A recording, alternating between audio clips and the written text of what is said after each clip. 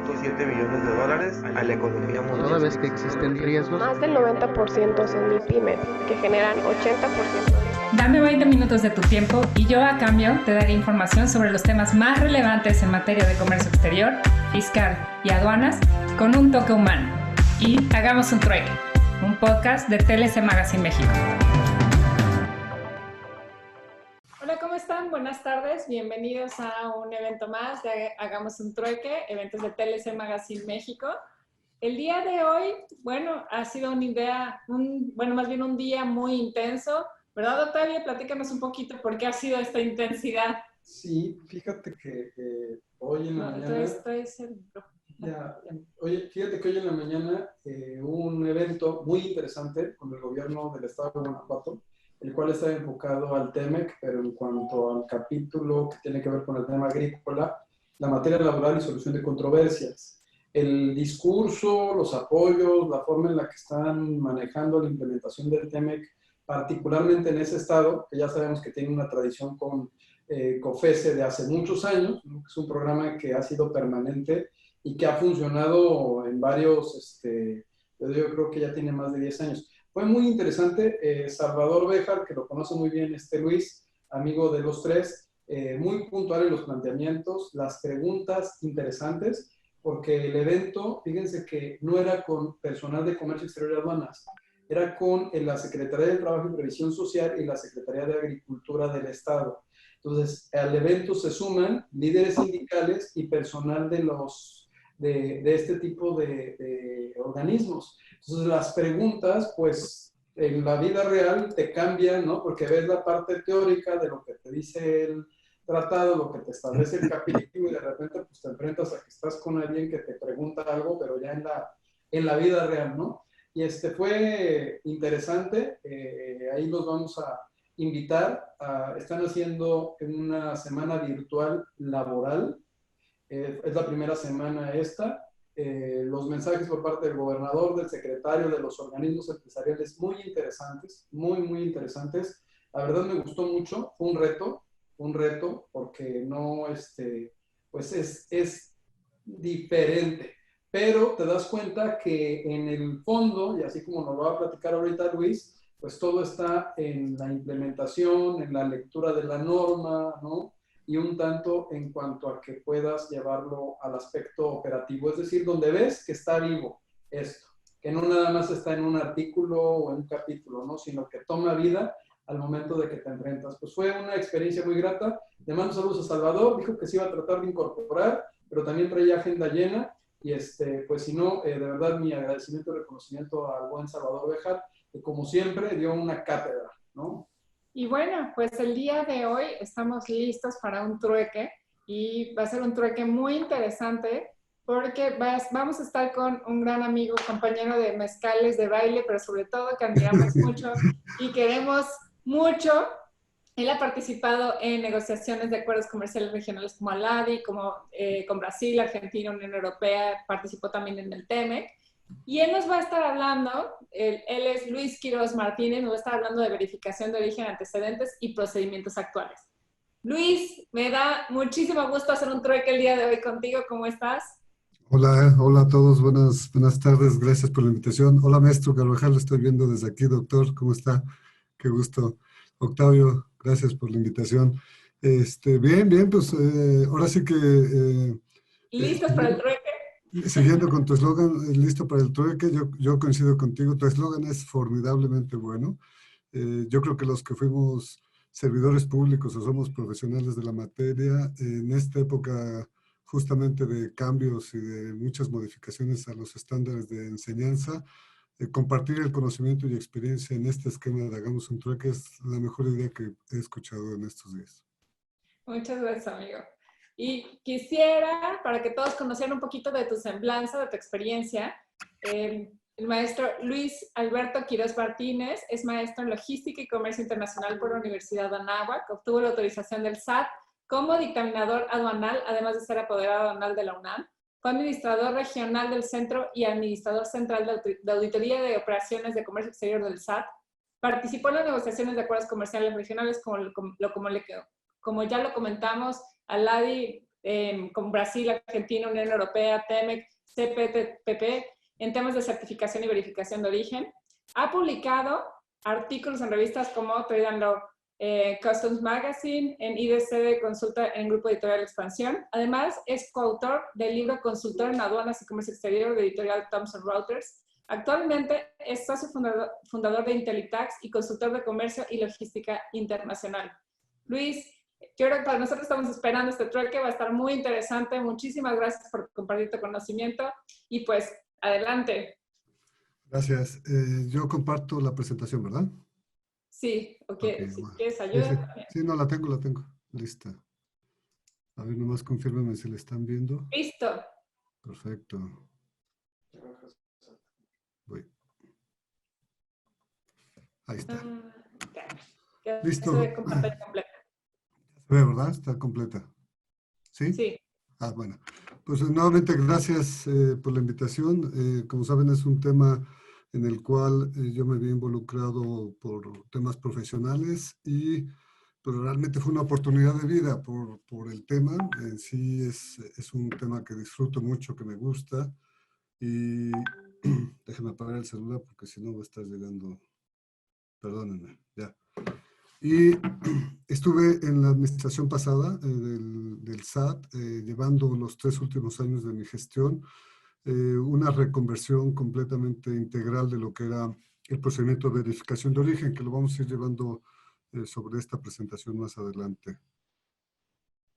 Este es el temario, es un temario muy breve para 40, 50 minutos, donde vamos a platicar un poco de cómo se fueron dando estos antecedentes y más que un antecedente, es una generalidad de por qué la importancia de una verificación de origen eficiente, qué hay atrás de una verificación de origen, conocer un poco más de las reglas en su término abstracto de origen en relación con el comercio internacional, las autoridades que participan, al menos en torno a los acuerdos comerciales más importantes con México. Y por último veríamos ya una línea de cómo se hace la verificación de origen en el TEMEC, cómo quedó, y en el CPTPP. Y una pequeña conclusión al final. Y bueno, empezaré con el primer punto, y esta es la primera reflexión que traigo hoy en la tarde con ustedes para preguntarles, y lo reflexionen, ¿quién finalmente paga los aranceles de importación? En un esquema sistematizado, o sistemático, mejor dicho, del comercio internacional, pues creeríamos o sabemos que son los contribuyentes cuando son importadores, quienes al momento de hacer el procedimiento de la importación, pues, a través de los pedimentos, deberán de pagar los impuestos correspondientes. Sin embargo, pues, también hay muchos temas atrás de estos impuestos. En los registros contables los podemos llevar obviamente a costos de importación, costos de compra en el extranjero, y todo esto podría servir incluso de base para aumentar la base para deducciones de renta o de otros impuestos. Pero al final de cuentas, de lo que sí estoy convencido es que es el consumidor final, después de quitar todo esta idea, es el consumidor final quien es el que al final de la cadena de importación y de logística y de retail es el que acaba pagando el precio de esta importación. De ahí entonces quedaría, y empezaría con esta primera reflexión, son finalmente los importadores, y este arancel serviría o tiene un triple efecto para mi interpretación. Obviamente sigue habiendo una recaudación atrás del arancel, es un acto natural. Pero también sirve incluso para que en un acuerdo de política comercial pública los productos de importación tengan un precio superior incluso a sus similares en el mercado de competencia, y ponen ventajas naturales a los productores nacionales. Al final, de todo este resumen es que hay una estabilidad entre la balanza comercial. Creo que levanté las manos. ¿Las preguntas son al final o son...? Sí, no te preocupes. Tú cierra tu presentación, te vamos juntando las preguntas. Muy al bien. final abrimos un poco el foro para que te hagan alguna pregunta en particular y entonces tú con calma y vayamos disfrutando la Muy bien, gracias. Me piden que si puedes subir un poco la voz. No sé, alguien puso un mensaje. Yo te escucho muy bien. Okay. Rodrigo. Si puedes subir la voz. Yo creo que la biblioteca que tienes preciosa allá atrás se pierde el espacio, ¿no? Sí, está padrísimo. Y luego te presto un libro. Sí, me gustó. Bueno, retomando el tema de los aranceles. Finalmente, lo interesante de esto es que empieza a ser un factor de política pública para, como ya sabemos, en los que hemos estudiado este tema de balanza comercial, pues servirá para un efecto de proteger a las empresas nacionales contra la competencia extranjera. Sin embargo, ahí es donde empieza a surgir la magia de las reglas de origen y de los accesos a mercados. Este triángulo me encantó y, por cierto, felicito a la gente de TLC porque esta no era la presentación original, me la dejaron padrísima, de veras, tienen un talento enorme atrás de quien hace todas estas infografías, lo solicito. Pero la idea de esto es, en este triángulo, en esta pirámide, donde podemos ver que en la cúspide están los acuerdos de libre comercio, los tratados de libre comercio, es el marco normativo en donde a partir de ahí se empieza a gestionar muchísimas negociaciones y acuerdos para llegar a normas específicas relacionadas con el origen de la mercancía. En la parte de abajo vemos las reglas de origen que me ha tocado ver cómo son horas y horas y horas de rondas de negociación exponiendo los intereses de la industria nacional, escuchando a la industria que está, como sabe Octavio, en el cuarto de junto, tratando de tener esa calibración de qué sí le interesa y qué no le interesa de los posibles socios comerciales. Y al final de todo esto, pues hay al final, la tercera parte que complementa esta pirámide sería, pues, conociendo que cumples con esta regla de origen, pues debe haber un certificado que te dé esa calidad de origen para poder tener acceso al mercado objetivo. En el centro yo pongo la verificación de origen, de esa importancia es, porque si se dan cuenta, si no hay una verificación de origen que sea el garante del cumplimiento de estas reglas, de estos acuerdos comerciales, de esta revisión de la certificación de origen, pues no serviría de nada estar negociando a través de varias horas, como les digo, de jalar que sí, que no le interesan a las industrias, si no hay una verificación de origen eficiente, muy estructurada, muy con el espíritu de recaudación, porque finalmente es lo que debe de ser, es el garante del SAT, en el caso de México, de que las preferencias arancelarias se han aplicado de manera eficiente. Volviendo entonces ya al tema de origen, me traje esto de la Ley de Comercio Exterior, donde específicamente en el artículo 9 habla de que una determinación de origen nacional o regional podrá ser utilizada para muchos factores, pero principalmente para el tema de trato arancelario preferencial, que yo siempre lo referencio como TAP, trato arancelario preferencial de los acuerdos comerciales a través de las reglas de origen específicas. El artículo 10 habla ya de las reglas de origen, en donde habla específicamente que debe tener 3 elementos. El primero de ellos es un cambio de clasificación arancelaria, es un proceso muy natural, en donde sería el parteaguas de todas las reglas de origen, una importación de un producto no originario de una clasificación distinta, se hace el procedimiento y acaba siendo un producto distinto. El segundo punto que le ponen de interés y de mayor valor agregado es el valor de contenido regional, en donde ya se están sumando factores en términos monetarios, en términos de procesos y de costos productivos. Y el último factor, que es más integral, que es más una condición de producción y fabricación, son criterios que establecen particularmente las industrias del país afectado, que sean menos competitivo en este rango y que deba tener una regla de origen defensiva que le permita seguir compitiendo con su socio comercial. El artículo 11 también menciona que sería la Secretaría de Hacienda, obviamente a través del SAT, la entidad del gobierno federal encargada de vigilar el cumplimiento de estas reglas de origen.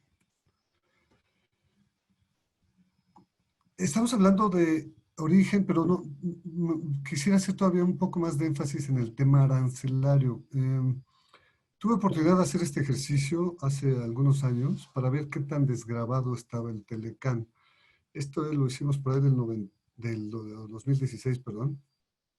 Y entonces lo que hicimos fue tomar todas las fracciones arancelarias de la TIGI y hicimos una extracción de cuáles de esas fracciones arancelarias ya estaban desgravadas y cuáles todavía continuaban teniendo en ese año, del 2016, un arancel. El primer resultado fue que ya la gran mayoría esta es la tasa general de importación, el 58% de las fracciones arancelarias ya estaban desgravadas en este año, y el resto, que es el 42%, andaba en rangos de entre el 5, 10, 15 y 20% aproximadamente. Cuando lo llevamos al terreno del uso de las preferencias arancelarias, particularmente del Telecán, me sorprendió comprobar que de las 12,000, solamente se utilizaron 9,311 en las importaciones con el identificador TL y el complemento USA o Canadá, de las cuales, el 96% ya estaban desgravadas. O sea, era un acuerdo comercial, si se dan cuenta, muy longevo, ya estaba con una desgravación muy avanzada, y solamente quedaban 364 fracciones con tasa distinto o mayores de 0. Pasando un poco ya al tema de reglas de origen y su relación con el comercio, otra reflexión que traigo es si pusimos mucha atención en el tema de cómo fue creciendo exponencialmente el comercio internacional. Veíamos que muchos países hacían su sello de origen de manera muy específica, muy llamativa, en donde atrás de cada uno de estos escudos o logos encontrábamos precios, calidades, garantías inclusive, y si se dan cuenta, poco a poco le fuimos dando un valor muy importante al escudo de hecho en México. Para mí era muy significativo porque había eslogan inclusive que decía que lo que he hecho en México estaba bien hecho, y no dudo que haya sido así. Antes del Telecán teníamos una incipiente, como saben, industria manufacturera.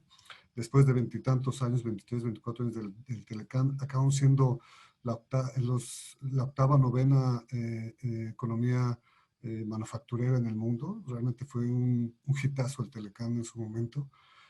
Y subrayo los tres logos de los socios comerciales de Norteamérica, que en su conjunto, por cierto, hacen el 25% del Producto Interno Bruto Mundial. Es una zona obviamente vasta, rica, que genera mucha economía en el mundo. Y de ahí, pues, seguramente esta nueva proyección del TEMEC para seguramente los próximos 25 años. ¿Cuáles son los principales instrumentos jurídicos donde podemos ver algún tema relacionado con las reglas de origen? Obviamente están los acuerdos de reglas de origen de la Organización Mundial de Aduanas, el anexo K de la versión revisada del Convenio de Kioto, todos los acuerdos regionales comerciales, la ley de sistema de origen de mercancías, la ley de comercio exterior, ahí se movió, es la ley de comercio exterior, la ley aduanera, reglamentaciones uniformes, etcétera, etcétera, etcétera. Hay muchísimo material que en algún vínculo, en alguna parte están vinculadas obviamente entre sí, y le da el soporte a toda esta estructura de calificar el origen de las mercancías. En la Organización Mundial de Aduanas, esta lámina me encanta porque encuentro que de los principales temas de la Organización Mundial de Aduanas colocan los 5 temas, pero para mí el origen particular de la mercancía está vinculado con cualquiera de ellas. Si se dan cuenta, si mezclamos el origen con una clasificación, con un cumplimiento, una valoración o alguna facilitación, en cualquier tema de estos va vinculado la calificación de origen y el reconocimiento de origen. De ahí es tan importante y tan interesante que se relacione con otros temas para otros efectos distintos al propio, ¿no? Bien, a través de los años he esbozado esta definición de lo que es una regla de origen, y me permito leérselos literalmente. En principio es una serie de requisitos, procesos, valores, costos de mercancías y transformaciones que deben de cumplir las mercancías en el comercio internacional como condición para poder calificar como originario de un país determinado con el cual el país de importación tenga celebrado un acuerdo regional comercial y se determine previamente en negociaciones que dicho producto no le afecta a sus intereses nacionales, sectores, empresas, consumo, impuestos, y que pueda beneficiarse de un acceso preferente, que es un descuento arancelario, a ese mercado, reconocido a las empresas que producen, comercializan, transforman cualquier mercancía que cumpla con dichos requisitos en el país de exportación. Para reconocer el cumplimiento de dicho origen, quien exporte, produzca y ahora importe, podrá emitir una certificación de origen y solicitar a la autoridad correspondiente cuando así proceda. Este es el resumen general de lo que considero yo serían las reglas de origen y el acceso al mercado. El origen por sí solo, un día me di la tarea de buscarlo y me llamó la atención, me parece bastante interesante definirlo como tal. En el diccionario lo encontré como hecho de haber nacido de un determinado ascendente, proceder de algo, el punto de partida de algo.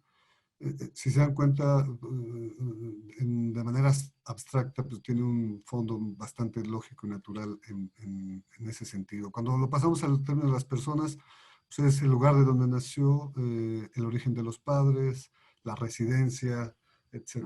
Cuando vemos a las mercancías, muchos pueden criticar que ponerle el término nacionalidad a una mercancía pues es inapropiado en términos jurídicos, pero finalmente sí lo reconoces de un país o de una región. Y en este contexto pues, les dejo esta reflexión. Hay dos tipos de reglas en sentido también abstracto. Las ofensivas es cuando un país quiere fomentar el crecimiento de algunas de sus industrias y entonces busca en estas negociaciones que un TLC, un acuerdo regional, utilicen más productos no originarios. Es decir, si yo tengo una industria que tiene carencia de algún producto específico o de algún subproducto, materia prima, abro las reglas de origen para que esta proveeduría no originaria llegue sin ninguna restricción y complemente los procesos productivos. Y lo opuesto serían las reglas defensivas, que sirven obviamente para proteger a aquellas industrias que están en un proceso de crecimiento, en un proceso de integración, en un proceso de reconversión industrial. La estructura lineal de calificar una regla de origen por etapas sería la siguiente. Si una mercancía es producida enteramente en la región, que lo vamos a ver más adelante, y lo conocemos, aquellos productos primarios particularmente, si se comprueba en el tema de la certificación, obviamente que es originaria de ese país, calificaría de manera inmediata, pero si no es así, entonces tendríamos que revisar que la mercancía califica por un salto arancelario, como lo vimos en la ley de comercio exterior. De no hacerlo así, entonces ya pasamos al tema de valor de transacción, es decir, que empezamos a separar o le ponemos un porcentaje a aquellas mercancías que ya negociadas previamente tengan que cumplir un costo específico de producción en el mercado en el país de la región en donde pensamos producir esta mercancía. Y al final está, si no calificara, se pasa al último nivel, que es el de los procesos ya productivos específicos. Más adelante les voy a poner un ejemplo de este último en particular. Las mercancías totalmente obtenidas, lo traigo a colación aquí en los artículos que quedaron en el CPTPP y en el TEMEC. Obviamente son, como sabemos, todas las plantas, animales vivos, subproductos de estos, la minería, todo lo que sea extraído del subsuelo, del mar territorial, ahora ya de las mercancías usadas recolectadas, que es una regla de origen muy atractiva para el TEMEC, etcétera, etcétera. Otra vez volviendo al tema del origen per se y la importancia para muchos usuarios y para muchos actores del comercio internacional. Si pusiéramos al origen del producto de una mercancía y se buscara el enfoque de cualquiera de estas tres combinaciones, me voy al inferior izquierdo donde un importador que busque un origen para tener como objetivo exportar la mercancía, pues claramente es una industria maquiladora, por ejemplo, en el que busca cierto origen específico por calidad, precio, cualquier otro factor que le llame la atención y haga una transformación en territorio nacional y lo exporte como destino final. Si lo vemos en la parte inferior derecha, un importador que busque el origen de ciertos productos para producir, complementar su producción local y tener este valor agregado de estas mercancías que le dan esta competitividad, incluso con otros productores nacionales, el enfoque del origen estaría en este sentido. Y obviamente en la parte superior hay importadores que buscan a lo mejor el origen como un factor, insisto, de precio, un producto endémico, un producto tradicional de cierta región, etcétera, y en ese sentido buscar, obviamente, solamente comercializar en territorio nacional. Les comentaba que hay una regla de origen específica, esta es del Telecán todavía, del extinto Telecán, que a mí me encanta en particular leerla porque representa los intereses de lo que hay atrás de la industria siderúrgica de Norteamérica. La regla de origen quedó en su momento, en el 93, 92, pues, bastante estricta para cumplimiento, en donde particularmente sobre el capítulo 73 condiciona a que una manufactura de fundiciones de hierro y acero tenga cualquiera de estos procesos productivos cuando se importe como una materia prima, como un perfil, como su producto, un perfil de la 7216. Todo esto se los dejo para que ya lo analicen con calma en su momento. No detenerme tanto tiempo aquí. Bueno, ahora, las autoridades que participan en el proceso de verificación de origen.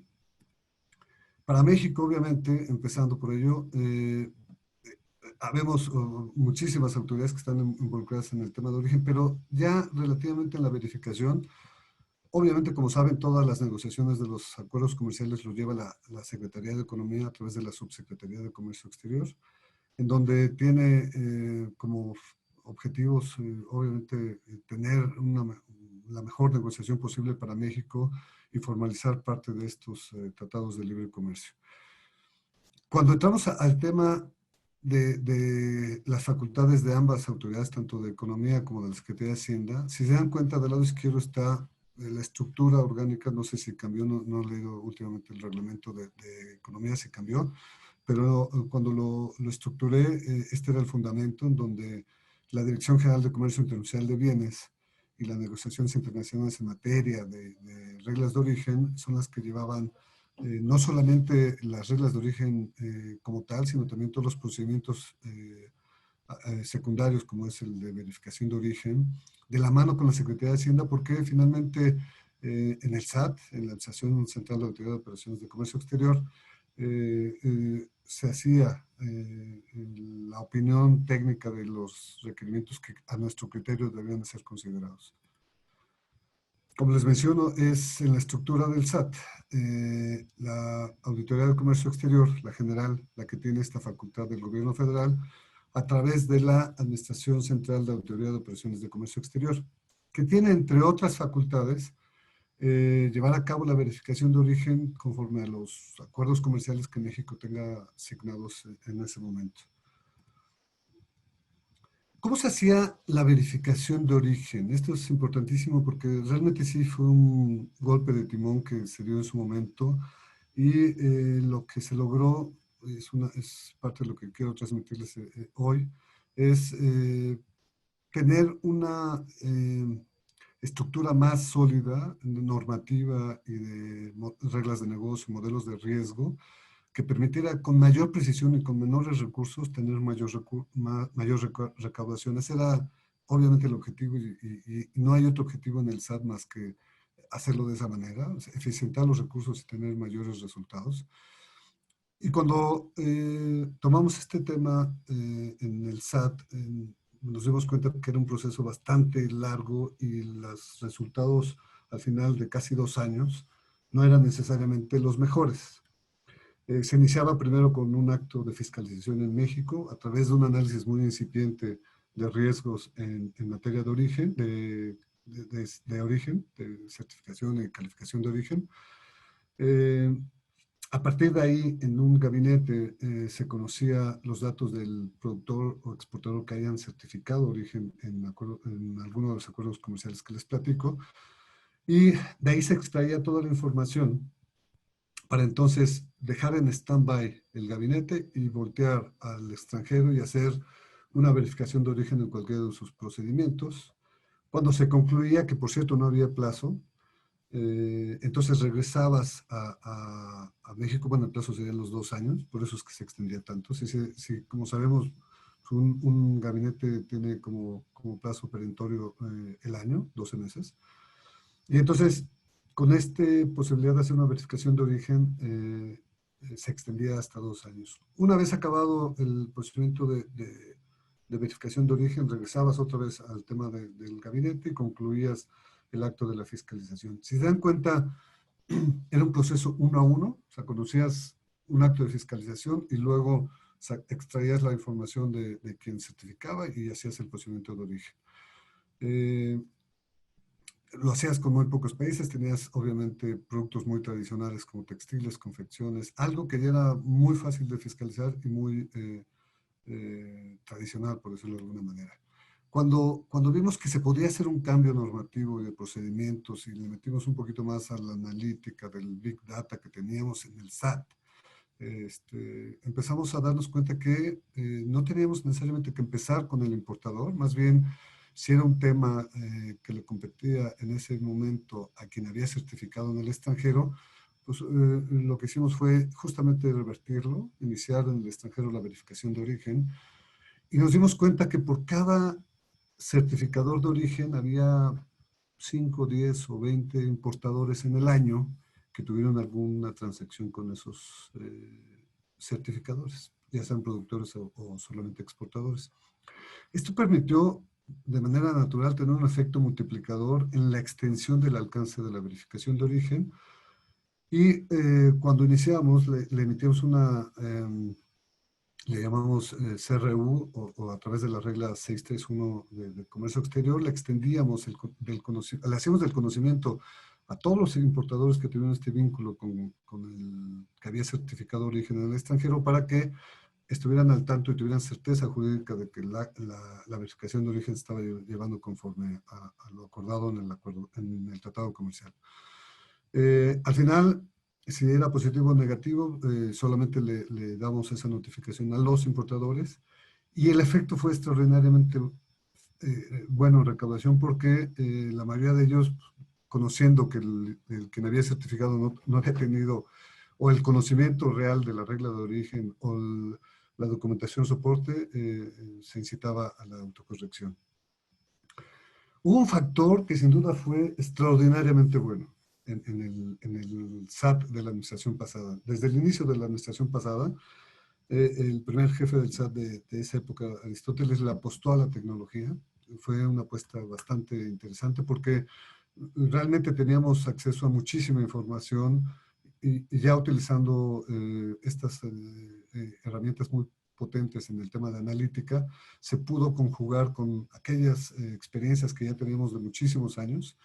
El capital humano, obviamente, que había sido subutilizado, y teniendo las facultades para hacerlo, se llegó a reconvertir completamente el tema del procedimiento de la verificación de origen. Entonces, en resumen, sería, utilizamos más la tecnología, nos metimos a las bases de datos institucionales que a lo mejor estaban ahí acumulándose y nunca se habían utilizado para este efecto. Realmente sí fue un factor importantísimo para el análisis del riesgo. Y al final pudimos incluso con estos cambios fiscalizar otros sectores no tradicionales, cosméticos, maquinarias, etcétera. Incluso otros países que no habíamos volteado a ver en el esquema de verificación de origen.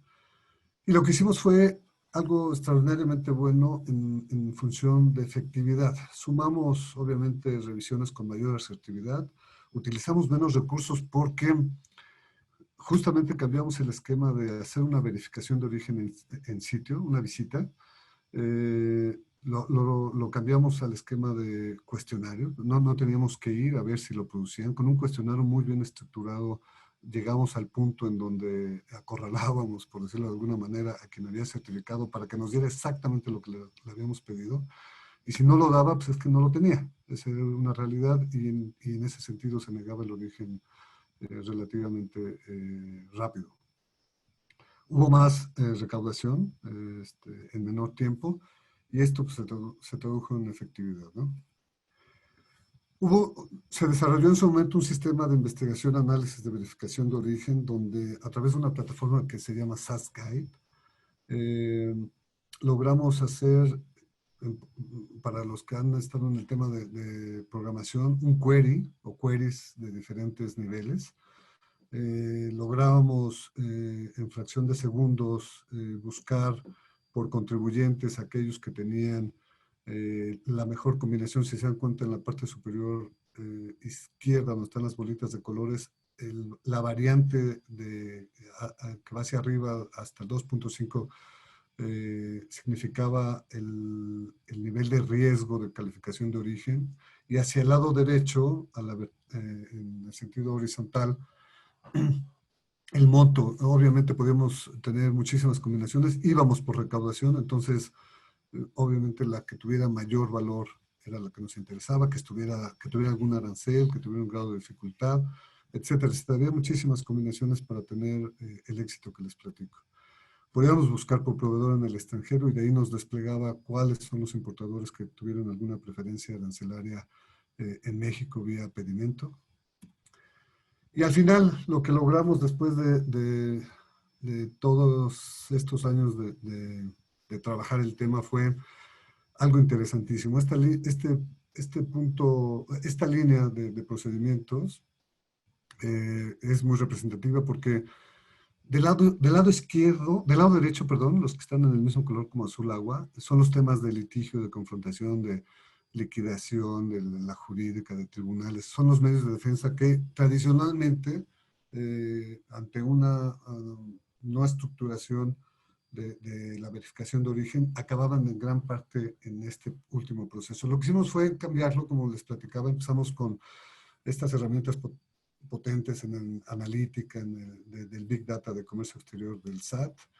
Llevamos a cabo la verificación de origen, involucramos a través del arreglo de informe 52 del Telecam o la regla 631 a todos los importadores que tuvieran un vínculo con este exportador, y lo que provocábamos era la autocorrección, que era el punto de inflexión extraordinario para el SAT.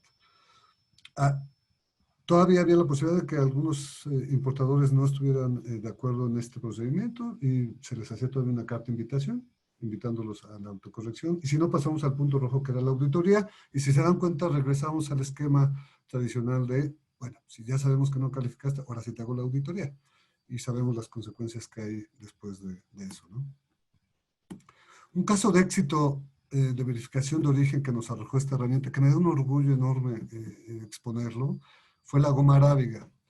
La goma arábiga se utiliza como elemento complementario para bebidas, para alimentos, para cosméticos, en donde la regla específica decía que debía ser un cambio de partida de un capítulo distinto al 13, donde se clasifica la goma arábiga. Cuando utilizamos esta herramienta y vimos que pues, no era congruente, que era un riesgo elevado de pedir la preferencia arancelaria cuando este es un producto endémico del continente africano, había muchos indicios de que no podría calificar. Pues bueno, tuvimos muchísima recaudación a partir de este análisis de información y de esta verificación de origen. Y lo que pasó ahora en el TEMEC es que ya hay una regla de origen específica donde permite que sea un cambio de cualquier otro capítulo. Es decir, con que haya un acondicionamiento, una limpieza, una pulverización, liofilización, acondicionamiento al por menor, etcétera, y de ese acondicionamiento califica ya como originario de la región. Las otras autoridades que participan en la verificación de origen, por Estados Unidos está el CBP, con los cuales tuvimos muchísimo contacto en su momento.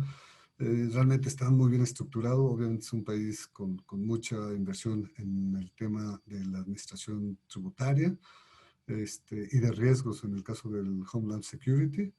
Y son ellos quienes llevan a cabo todos los procedimientos de verificación de origen. Y para el caso de Canadá es el Border Services Agency, en donde, en los cuales también, en eso sí debo reconocerlo, siempre había habido desde el Telecán del 94, una comunicación periódica, al menos una vez al año nos reuníamos para intercambiar algunos procedimientos, algunos casos de éxitos, algunas ideas, etc.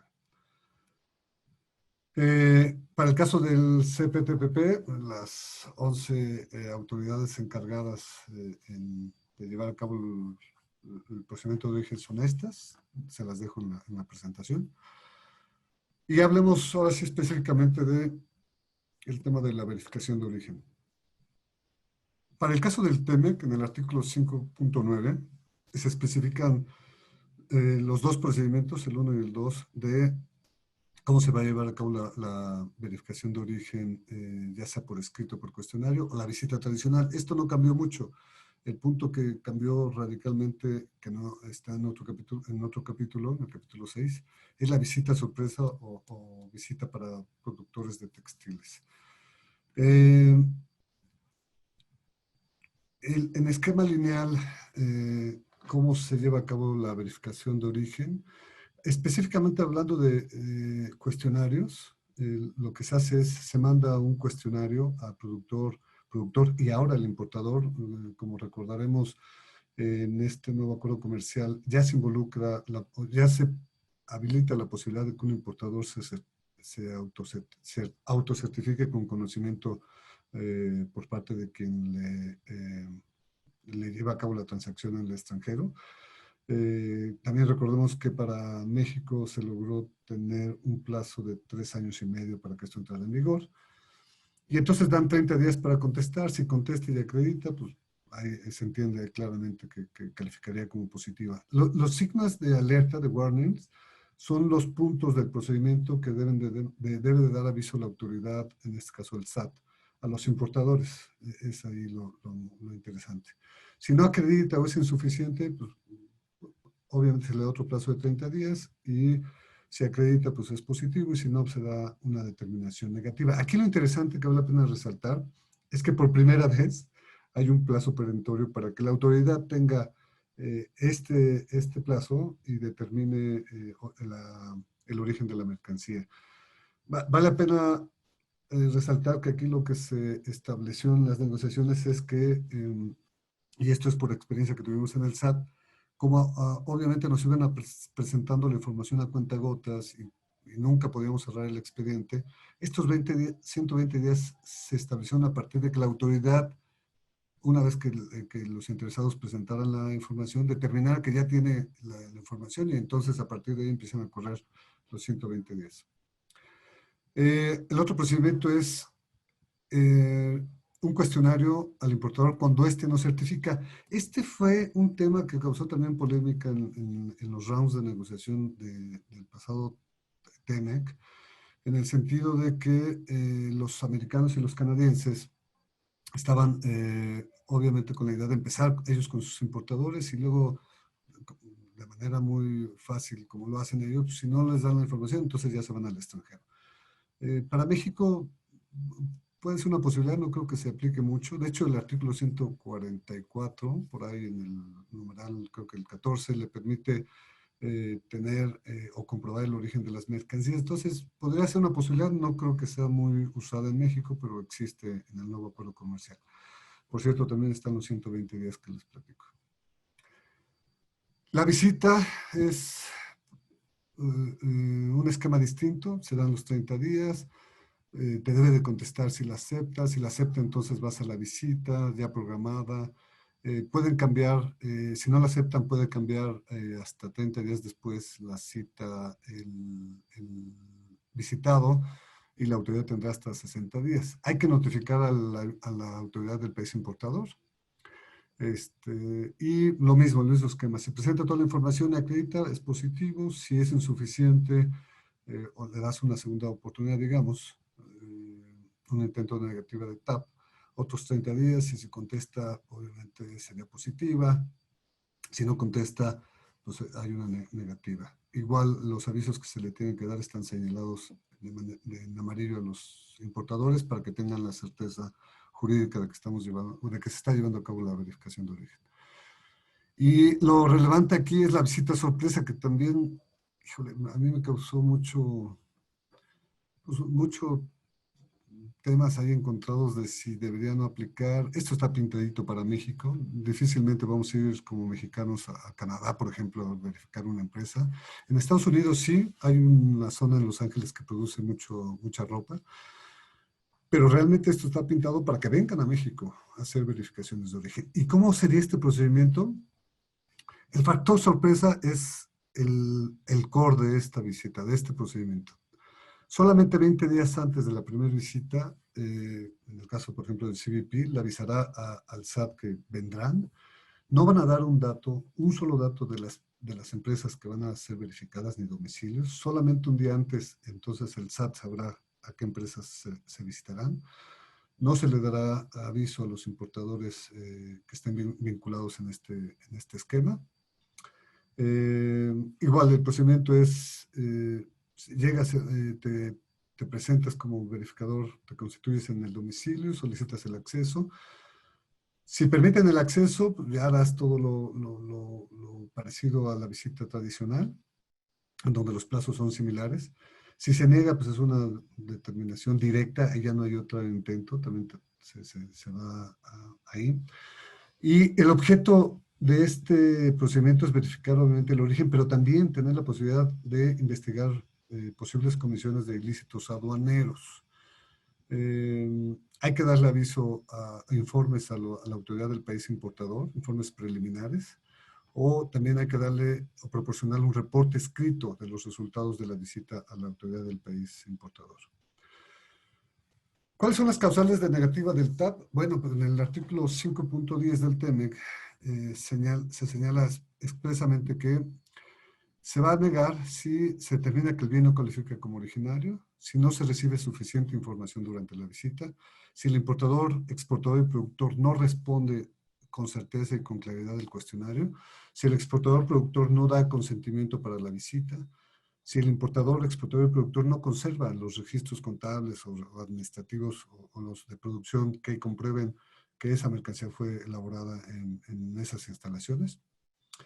Y si el importador, exportador o productor no cumple con los requisitos de las reglas de origen específicas del capítulo 4. En el caso del CPTPP, el artículo es el 3.27, son exactamente los mismos si se dan cuenta. No voy a andar tanto en esto. El procedimiento es igualito, lo podemos casi cotejar contra el del TEMEC. Pero quería llegar a este porque de aquí se desprende otro subproceso. Particularmente en el capítulo 4, donde están las mercancías textiles y prendas de vestir del CPTPP, hay dos acuerdos, uno paralelo relativo a las prendas de vestir y las listas de escaso abasto. Y el segundo es sobre determinadas otras mercancías y prendas de vestir sobre listas que están vinculadas a la lista de escaso abasto también, y con los límites que se ponen en cada uno de ellos. De este hay un anexo en donde específicamente vienen cuáles son las condiciones para las prendas de vestir, y hay un apéndice donde determina cuáles son los 187 productos que se acordaron con Vietnam, este es en el caso de Vietnam, para determinar cuáles son las mercancías que se permiten entrar en este esquema y para qué serían. Aquí pongo un ejemplo. Estas subpartidas, por ejemplo, esta partida de tejido de ligamento, de sarga, etcétera, etcétera, etcétera, solamente será utilizado, se podrá importar bajo la lista de escaso abasto solo si su destino final va a ser producir pantalones o pantalones cortos o faldas de las partidas 6203 y 6204. Lo interesante de esto, es a donde quería llegar, es que va a haber un programa de monitoreo permanente en el CPTPP para la industria del calzado textil y de vestido. Obviamente las cámaras de calzado, de curtiduría, textil, etcétera. Son las primeras que se opusieron a este tema. Nada más les paso un dato interesante. En el 18, México produjo 245 millones de pares de calzado. Vietnam, que es el país que estarán monitoreando y dando toda esta información de producción, tuvo en el 18 760 millones de producción de pares de calzado. Hasta ahí dices, bueno, pues casi nos llevan 2 cachito de producción. El problema es que al lado de Vietnam está China. Y China produjo en el 18 12.600 millones de pares de calzado. En realidad, en el fondo, atrás de todo este monitoreo no está Vietnam. Creo que está China como un posible país o Vietnam como un país donde se pueda triangular calzado chino. El procedimiento es que Vietnam debe de mandar al SAT, aquí debe ser AGASE o AGA, toda esta información en línea, en tiempo casi real, para que la autoridad aduanera haga monitoreos constantes de estas importaciones y poder hacer análisis de riesgo y llevar a cabo las verificaciones de origen a este país.